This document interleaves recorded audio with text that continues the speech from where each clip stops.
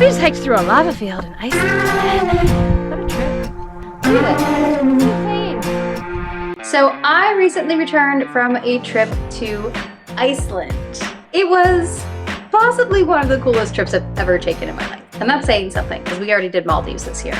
Iceland is known for its incredible landscapes and ultimate adventure. And this trip was exhausting. We did so much adventuring. So let's start with the overview of the trip to Iceland.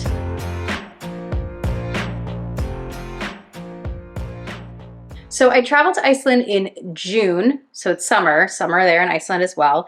It is a time when the sun hardly sets. I mean, we were there right near the summer solstice and we had 20 hours of daylight. It is the trippiest thing to be walking home from the restaurants at like 11 o'clock and it feels like it's 7. Not to worry, the hotels have excellent blackout curtains, so you will get a full night's sleep, but it is a little weird to like reset your internal clock.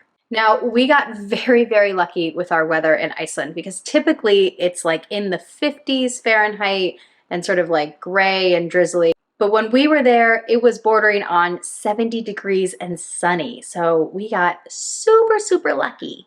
So I gotta be honest, I kind of panic packed. Very unlike me, I panic packed, y'all. I spent like close to $1,000 buying clothes for this trip. I was not ready for this. They're telling us we needed waterproof pants, rain jackets, long underwear. I didn't own long underwear. I live in San Diego. Like, what do you want from me? I don't own this stuff. The streets of Reykjavik have a ton of shops specifically for like cold weather adventuring. So if you forget something and you're in Reykjavik, it's super easy to go pick up whatever you need. Just know that the conversion is a little rough, so you're looking at higher prices for these items. They are really quality items, but it's definitely a little bit more expensive.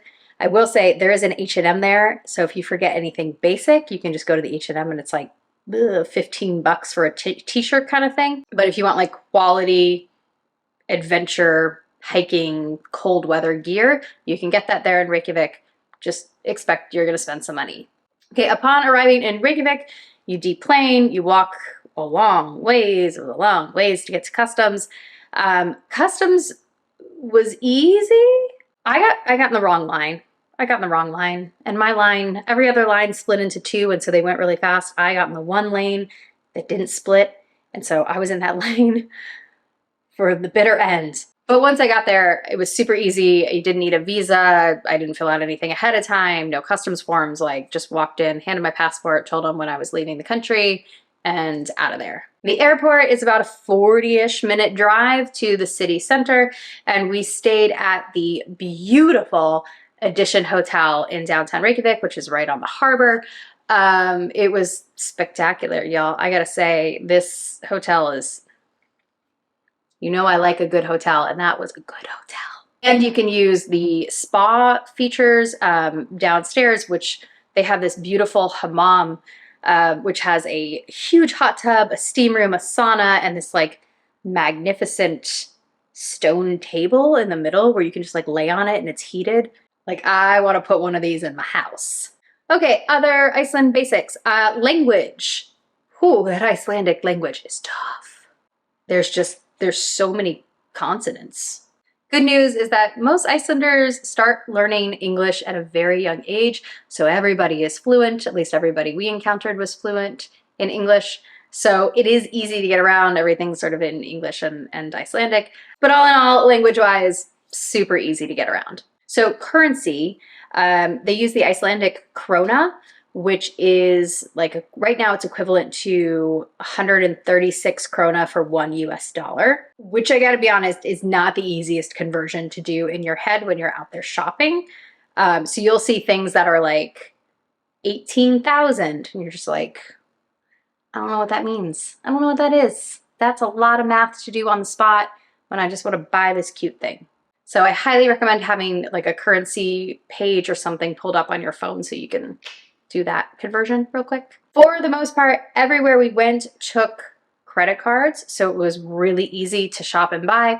I noticed that at shops, most of them would take American Express, but restaurants oftentimes would not. So if you are traveling, I would recommend have a Visa or have both Amex and Visa so that you can pay for wherever you are. We did not need cash when we were there, except for if you're going to take public transportation, you need cash. Or if you are out in the countryside and you stop for a bathroom break at like a gas station or other place, a lot of those places ask you to tip in local currency. They'll also accept like euros or dollars, but they ask for local currency for the krona in order to use the restroom, or you need to like shop when you're there. Now, the city of Reykjavik is adorable and so walkable. Everything is super compact. You're basically going up like 2 main streets, like up a hill. I was able to walk pretty much the main portion of the city in about, I don't know, half a day. I spent half a day just kind of wandering around and eating my way through the city. Now, the food in Iceland is delicious. I will say it is somewhat heavy. At least all the places we ate a lot of like 5-course meals or like nice meals, but there was a lot of like meat. Lamb is a very big dish there. I don't eat lamb, so I would skip that, but lamb is a very big dish. A lot of seafood, obviously. They're right next to the ocean, so you get a lot of like Arctic char and cod, some salmon. We had minke whale, which was good. It, you know, was not something I'd like seek out, but it was good. We had puffin. I ate a puffin, guys. It was, oh yeah, it was good. It was kind of like duck. That I probably would try again. I'd take that over the minke whale. And then some people in our group ate horse. I couldn't do it. I couldn't eat the horse. And they all said how delicious it was. And I was like, I can't eat a horse, guys. I grew up horseback riding competitively. Like, I've owned many horses in my life. I can't eat them. But otherwise, yes, you can get amazing sushi in Iceland. You can get a hamburger that's actually quite good. I had some really good lobster rolls. My favorite thing I ate while I was in Iceland was a hot dog. There's a somewhat famous hot dog stand that was just a couple blocks from our hotel. I ate 3 of them over the course of my trip. I had one the first day, one the second day, and one the last day because I love that damn hot dog.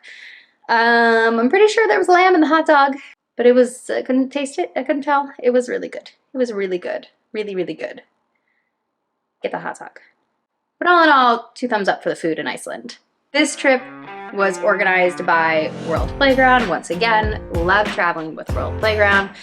They are running this adventure again next year if you're interested. It's a great way to travel. If you're a solo traveler like me, you get assigned a roommate, so you get to split costs, so that's really helpful. Iceland is not an inexpensive place to travel to, but it's an incredibly magical trip, and it was great to go with people who know the country really, really well and wanted to deliver like the top experiences that you could get in a condensed 8-day itinerary in Iceland. So as always, thank you World Playground for putting together another amazing adventure. Until next time, go create a life you love. Bye.